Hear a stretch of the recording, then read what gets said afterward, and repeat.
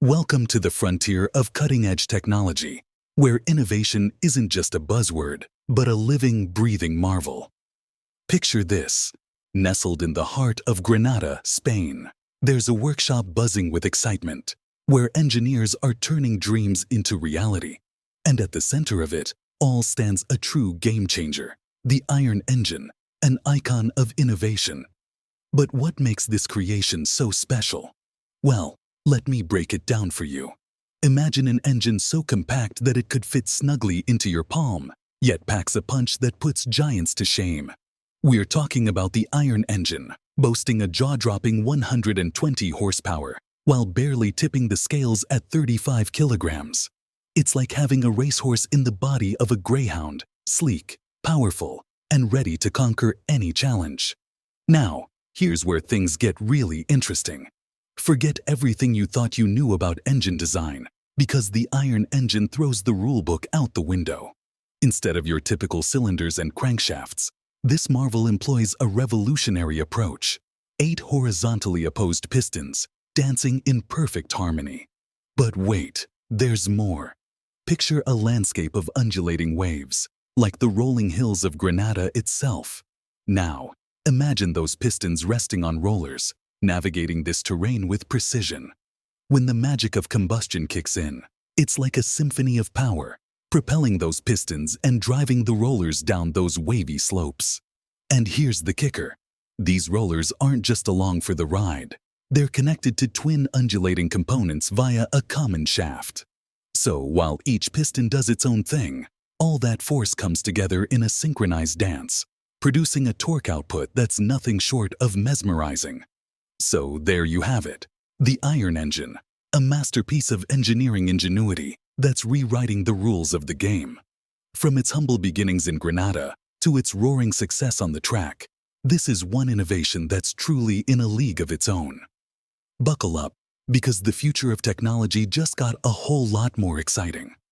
This architecture holds the tantalizing possibility of connecting drivetrains at either end, paving the way for a simplified, well-balanced, and lightweight four-wheel drive system. The absence of conventional components like cylinder heads, cams, and valves negates the need for a cam belt or chain, streamlining both the engine's design and its maintenance requirements. So how does this engine achieve intake and exhaust without the traditional valves? Its operation echoes that of conventional two-stroke engines. Intake and exhaust ports exist in that the pistons themselves open and close as they move. Nestled between the pistons at the engine's heart are a fuel injector and a spark plug. To address the problem of exhaust gases contaminating the intake, the in-engine employs a scavenging process, akin to traditional engine designs.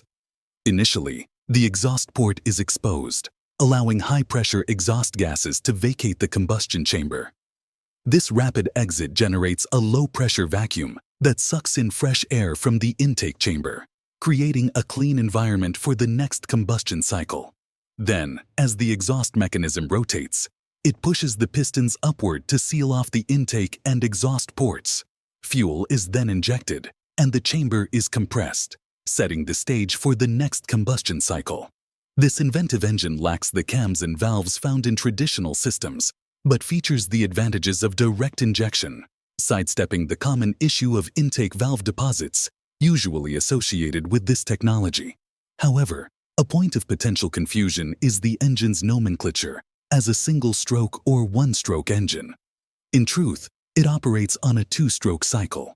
The first stroke sees the combustion and exhaust processes occurring almost concurrently, while the second stroke encompasses the intake and compression phases. Labeling it as a one-stroke engine would be misleading. There are no successfully mass-produced one-stroke engines, and with the current state of technology, it's improbable that we'll see one anytime soon. What sets this iron engine apart is that it functions as a direct injection two-stroke engine without the typical shortcomings of conventional two-stroke systems, notably avoiding the problematic issue of oil burning, as the oil is completely isolated from the combustion chamber. This is a substantial engineering milestone, giving the iron engine a distinct advantage in both performance and environmental impact.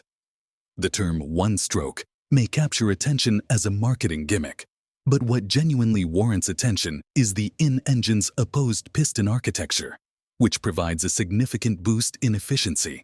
Another innovative feature of the in-engine is its capacity to adjust the compression ratio effortlessly. The engine's dual wavy components, while connected, aren't rigidly affixed in their relative positions.